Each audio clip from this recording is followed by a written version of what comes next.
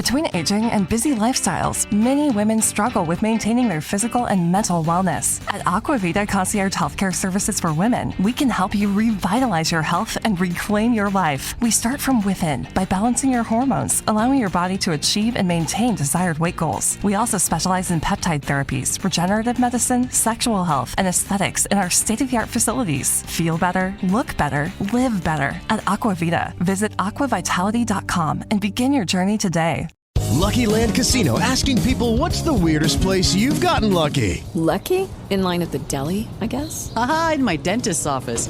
More than once, actually. Do I have to say? Yes, you do. In the car before my kids' PTA meeting. Really? Yes. Excuse me, what's the weirdest place you've gotten lucky? I never win and tell. Well, there you have it. You can get lucky anywhere, playing at LuckyLandSlots.com. Play for free right now. Are you feeling lucky? No purchase necessary. Void where prohibited by law. 18 plus. Terms and conditions apply. See website for details.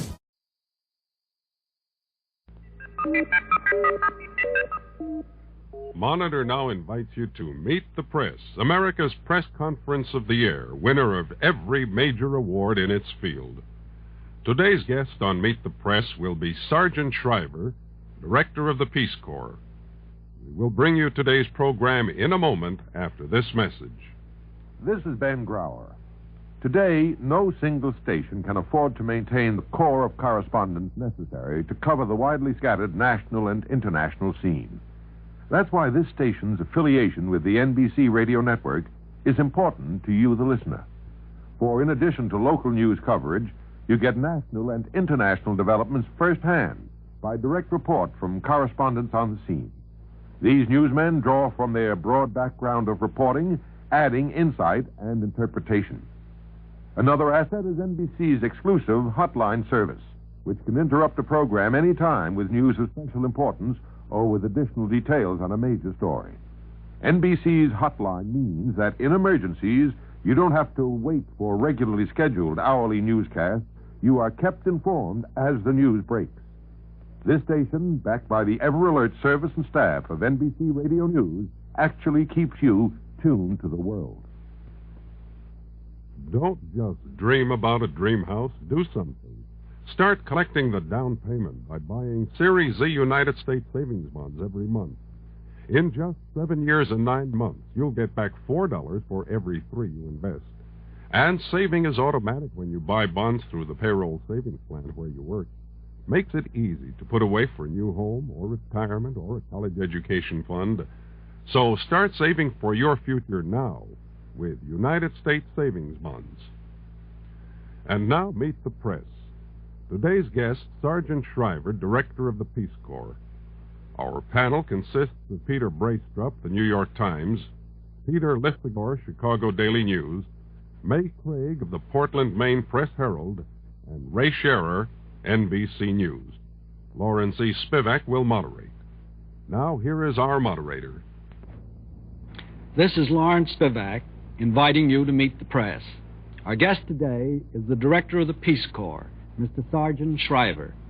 Now, here's the first question from Peter Lithegor of the Chicago Daily News. Mr. Shriver, the Peace Corps caught on because it seemed to tap an unfulfilled sense of idealism or of national purpose among many young Americans.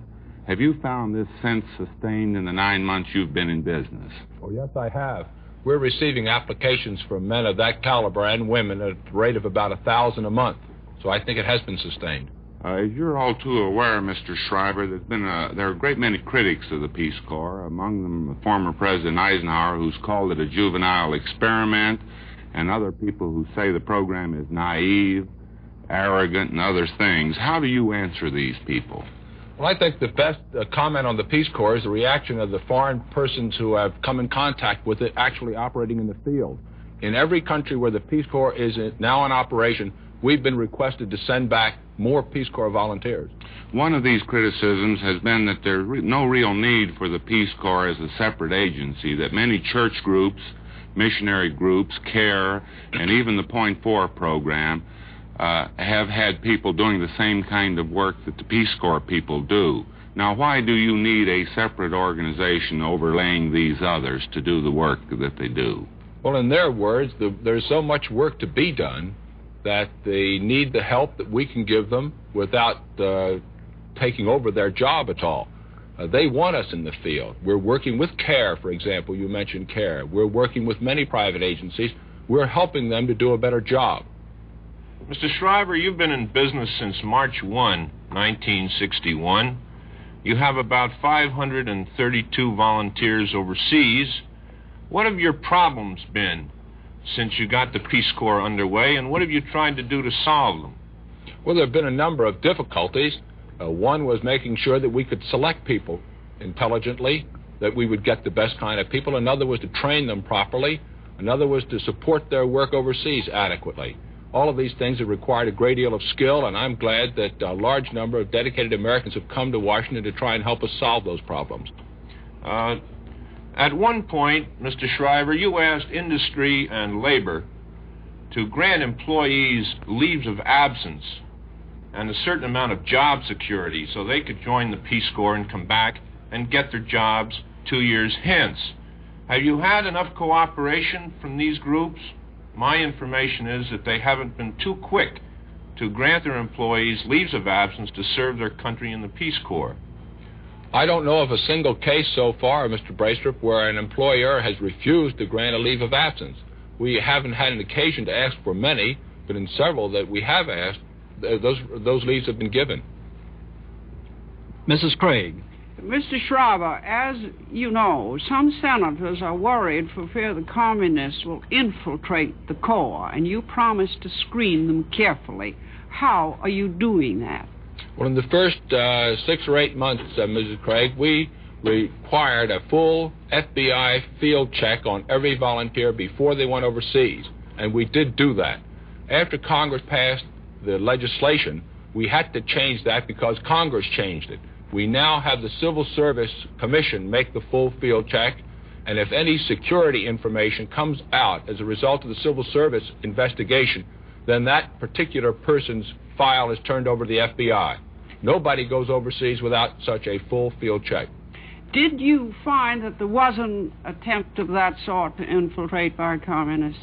Not of any substantial nature. I can't think of any one case yet that has been thrown out on that ground. Do you require a loyalty oath?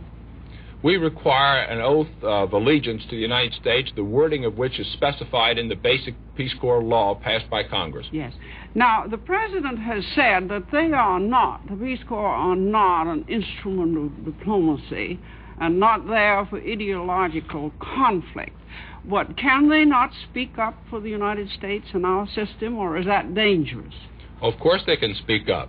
But by speaking up, I don't mean to imply that I think it would be advisable for them to get up on a soapbox in a public park and give a speech. I think their work, for example, will speak for itself.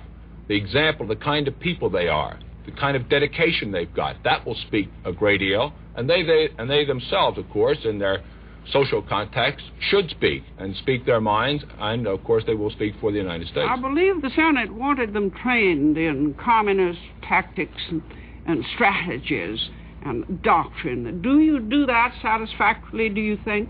We do it. I'm not sure that we do anything with complete satisfaction, but we do it, and we were doing it, I might point out, Mrs. Craig, before the Senate spoke its mind on the subject. I agree with that policy. Mr. Sheriff. Referring again to President Eisenhower's comment on the Peace Corps that it was a juvenile experiment, if a man of such eminence and compassion for those abroad should make such a judgment, doesn't it mean that there's really widespread skepticism about the Peace Corps? I think there was widespread skepticism about the Peace Corps at its beginning. I think, however, that skepticism is beginning to diminish as the people of our country see the Peace Corps in actual operation. First place, the average age of Peace Corps volunteers is 24 years of age. Those are not just juveniles, I think. Second place is they're doing real work overseas, and they do only work that they're requested to do. So I think that the impression is perhaps disappearing a little bit. How do you account for the fact that the conservative right has been so charitable to the Peace Corps? So charitable? They've taken, I think, a rather friendly attitude. Well, I think that the Peace Corps, in many respects, is conservative. We appeal to the spirit of personal initiative, to the spirit of volunteering to do something for your country. It's patriotic. These are some of the qualities that right-wing people look for in the American personality and character. Having been out in the field and talked to some of the Peace Corps men, seen them in action, you come away with a feeling that the job they have to do is so immense that there is what I think you call a potential for frustration. How do you keep them geared to the fact that they're really not going to change the world overnight? Well, this starts when they first volunteer. It goes on during the training program. We try to make it clear that they can't change the world overnight. Then overseas, we have effective leaders who continually repeat to them this kind of admonition and advice. And I think that in addition to that, we have people with great maturity in the Peace Corps, for the most part, and I think they're prepared that their work will not change the world overnight. What bugs have you found in it so far, now that they are out in the field? What things that have to be corrected? What changes would you make if you were starting it all over again? Well, we're emphasizing language instruction even more than we did from the beginning. From the very start, as you know, we've always emphasized that the people who went overseas had to know the language. Well, we're confirmed in that opinion, and we're going to improve the amount of language instruction that we give. That's one example. Mr. Shriver, if an American taxpayer said to you, the Peace Corps will spend $30 million this year, just what good is it going to do the United States to justify that cost? What's your answer to that? Well, number one, every one of those dollars, so to speak, is an investment in an American citizen. We're not giving away anything. We're not supplying money or dams or automobiles to foreign countries. We invest the money in a person who goes overseas and comes back. That person, when they return, I believe, will be a better American citizen as a result of this experience. Well, do you see the Peace Corps then as a permanent U.S. agency, as a permanent institution? Not necessarily, and I certainly wouldn't go that far at this time. I think that it's possible that the Congress would approve the continuation of the Peace Corps on the basis of success we have actually obtained in the field. Mr. Lissagore. Mr. Shriver, in that connection, I would like to ask you whether the Peace Corps might prove to be a nucleus for Foreign Service officers in the future. They will have language training. They will know something about the country. When they come back, will they get any priority if they want to enter the Foreign Service? We haven't asked for any priority on their behalf, but I agree with the statement you made that they would supply a pool of persons who would be well qualified to go into the Foreign Service and to other activities of the government. I assume, Mr. Shriver, that the communist propagandists in most of the countries in which the Peace Corpsmen serve are doing their best to discredit the Peace Corps. When we were in South America recently with the President, there was indications that that is happening. What do you do to counter that? I think the job that our people do is the best counter attack against that kind of propaganda. As long as the communists can only talk against the Peace Corps but can't do anything against it, I think we'll be getting along all right. I'd like to ask you another question. President Kennedy, in setting up the Peace Corps, said that the people would live under the same conditions as the natives of the country they're serving. They would eat the same things, have pretty much the same lodgings and so on. Now, we've had reports that some of the Peace Corpsmen live far better than the natives. In fact, some of them live pretty well. Now, what has happened? Have you changed your view about how the Peace Corps should live in the villages? No, we haven't changed our view, but it wasn't quite the way you described it, I think, Mr. Lissagore. We always said that the Peace Corps people would live as closely as they could to their counterparts, which means that an American teacher going overseas would live like a Nigerian teacher. Now, in some countries, teachers live pretty well. They're perhaps more highly regarded even than they are in our own country. So we try to live as closely as we can to the kind of people with whom we're working. And we are doing that. Mr. Braystrup. Mr. Shriver, how many volunteers do you want to have in training or overseas by next July? And how many more applications from across the country are you going to need to produce that many volunteers in training or overseas? Well, we expect to have somewhere between 2,000 and 2,500 persons actually in training or overseas by next July. We're now receiving applications at the rate of 1,000 a month. That would be plenty of applications to fulfill that goal. But I expect, personally, that the rate of applications will increase as the end of the academic year comes around and as people's contracts, for example, as teachers terminate in June and as doctors' contracts terminate, interns, and so on. Mr. Shriver, this year you have $30 million to operate the Peace Corps. How much money are you going to ask for next year. Well, we haven't made up our mind on that because we're trying to base our request next year on actual operating experience in the field. I believe that if we can show that the Peace Corps has been a success in specific places, then we can build on that success. And I think Congress will approve that kind of a plan. Mrs. Craig. Mr. Shriver, some of our armed forces overseas have had a lot of trouble with American women going around in short shorts and otherwise offending general opinion. One of your young ladies going to Ghana said she was not going to take slacks because in Ghana women didn't wear slacks. Now, tell me how you tell them about what they should wear in the different countries. Well, we have instructions, but they're not arbitrary instructions. They are advice about the fact that they should conduct themselves in a manner becoming in that particular country to which they're going. This is done verbally in lectures. It's also done in written form. I don't have the materials with me, but they're available. Well, this isn't a small thing, is it? Because if you offend against their taboos or customs, it might hurt your effort, wouldn't it? There's no question about it. One of the most important parts of our training program is the training in the history and culture and customs of the foreign country to which the people are going. Another thing that our armed forces found out was romances in foreign countries with the soldiers. Now, how are you going to handle that? Well, we've had a few romances in the Peace Corps already. As a matter of fact, I think we've had 3 weddings, and they've turned out very nicely so far, and there's no problem at all. I do not mean romance within the Corps. I meant romance within the people of the countries to which they sent. Well, I guess that's one of those problems that we'll face when we come to it. We haven't reached that point yet. Missionaries have told me that they can be in those countries sometimes for 10 or 15 years and never know the secret taboos that they may have offended against. How do you handle that kind of thing? Well, I think it's only fair to say that there will be mistakes made by Peace Corps volunteers in various countries. We're dealing with human beings, and all human beings make mistakes. And they're going to make mistakes in some of these foreign countries. That's one of the things we have to be prepared to face. But the fact that some mistakes can be made shouldn't deter the missionaries from going. Thank God it hasn't. They've all gone, and I don't think it should deter us. Do you think you have really delved into some of those very secret, mysterious taboos they have in those countries? Well, I haven't, no. But the instructors who teach the Peace Corps volunteers have. They're all people in every case who are very well acquainted with the foreign countries about which they're teaching.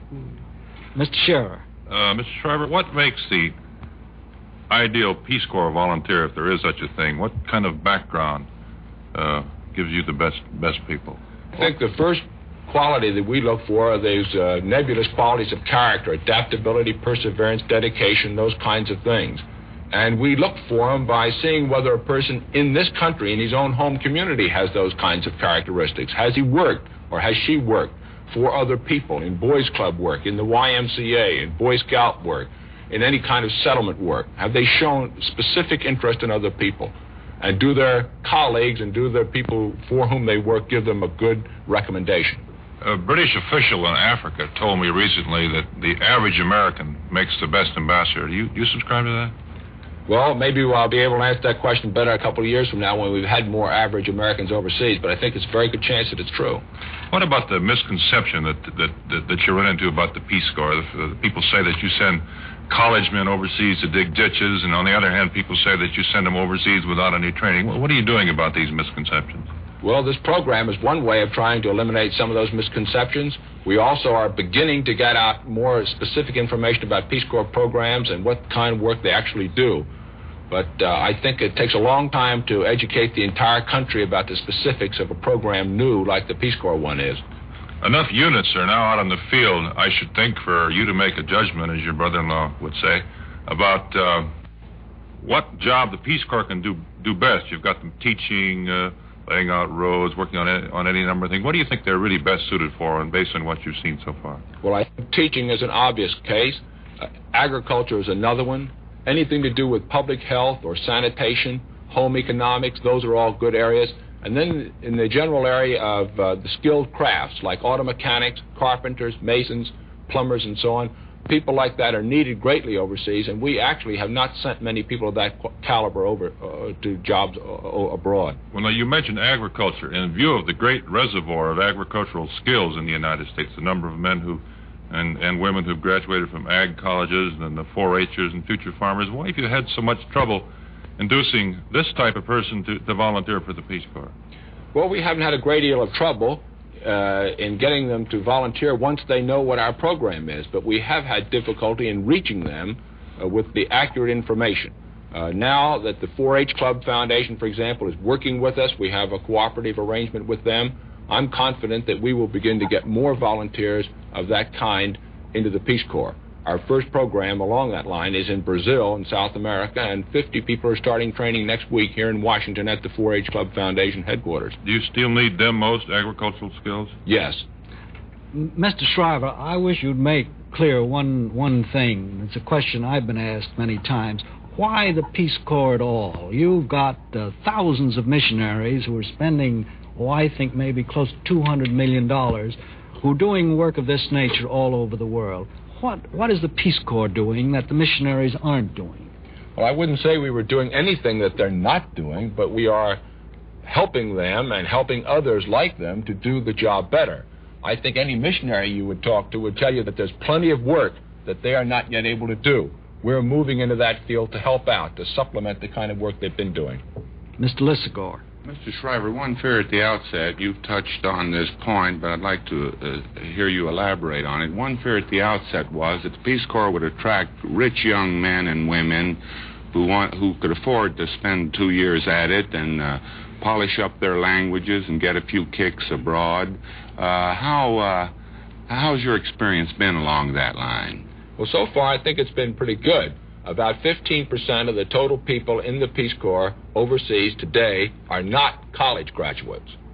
So they're not just rich kids who have been to college and are now taking a post-college educational experience. Some of our best people are truck drivers, for example. One of the leaders in our group in Columbia is a fellow who never graduated from high school, but who was a truck driver in Chicago, and he has been elected a leader by the Peace Corps volunteers. He has the basic qualities.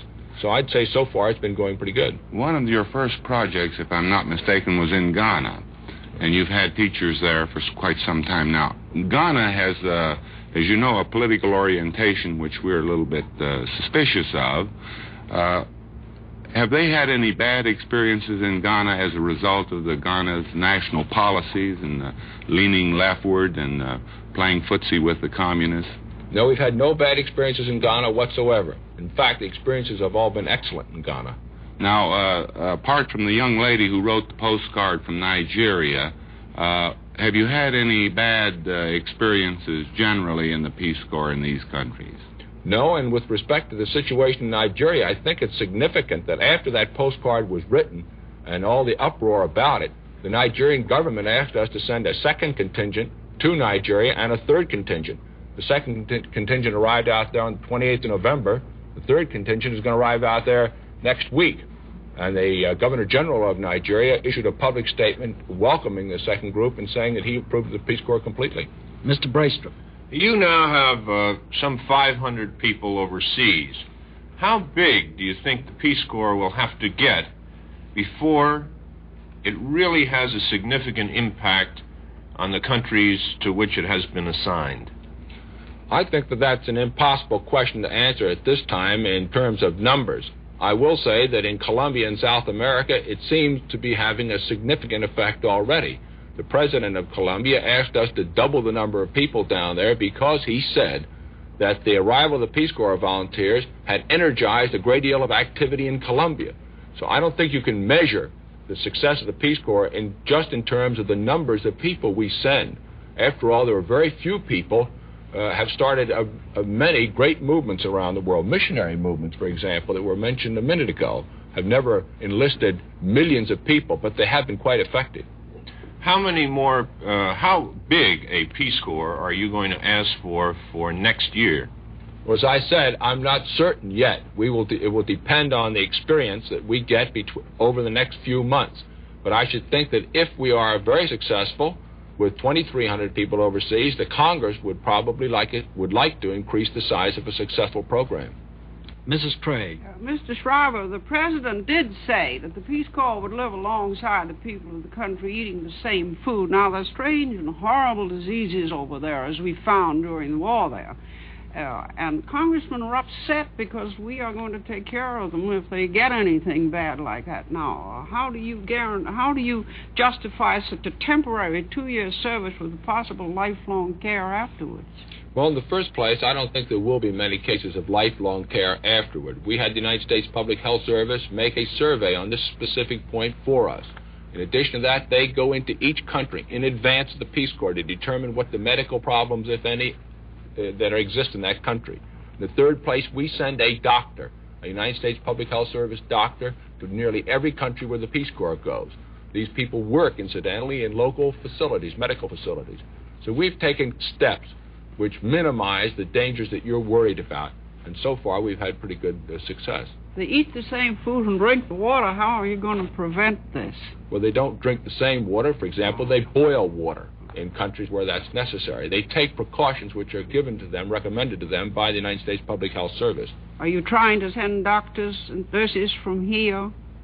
Yes, we've already sent doctors and nurses. We've sent, for example, 16 nurses to Malaya, not to take care of the Peace Corps, but to work in the Malayan medical facilities. We have about 2 more minutes. Mr. Sheriff. Mr. Shriver, you have great enthusiasm. I think you've shown that today. I'm wondering, is there any danger you may oversell this program? What about countries that want more volunteers and will ever be able to send them?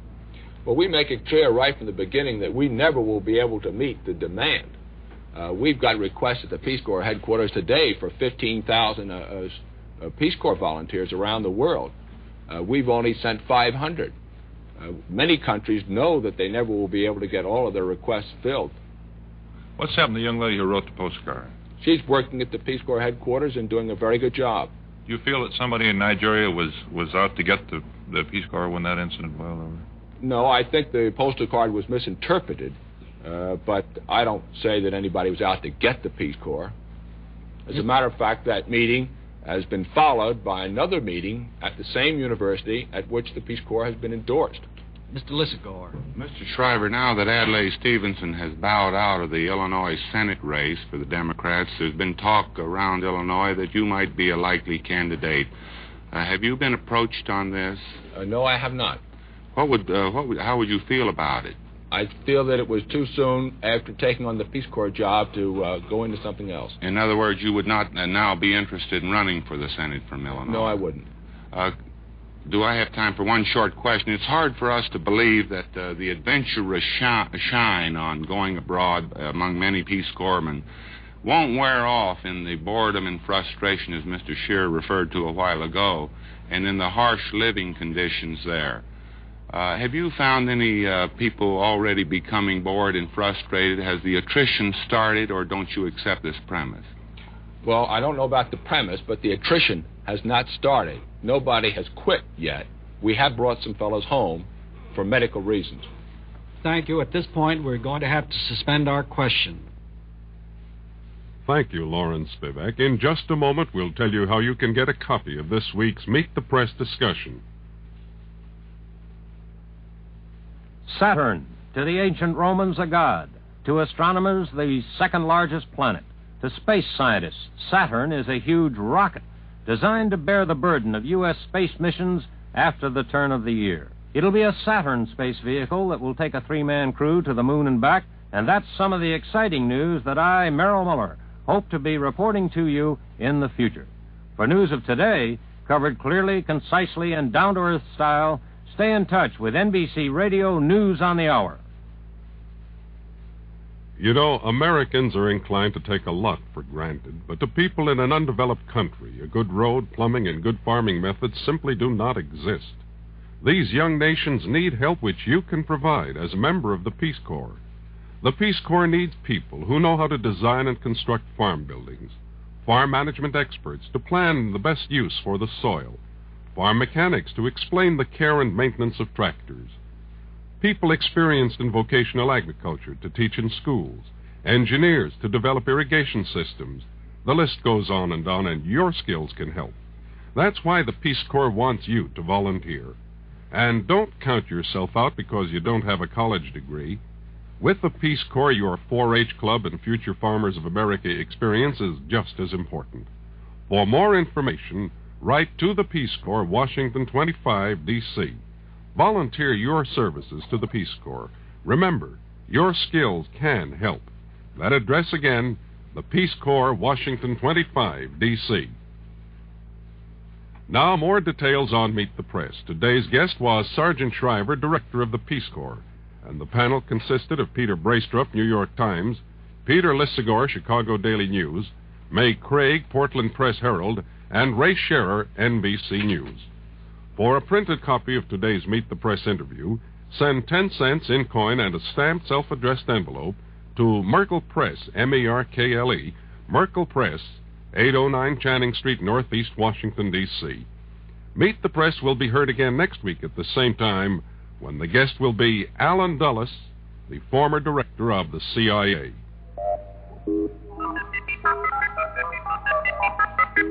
This is NBC, the night before Christmas.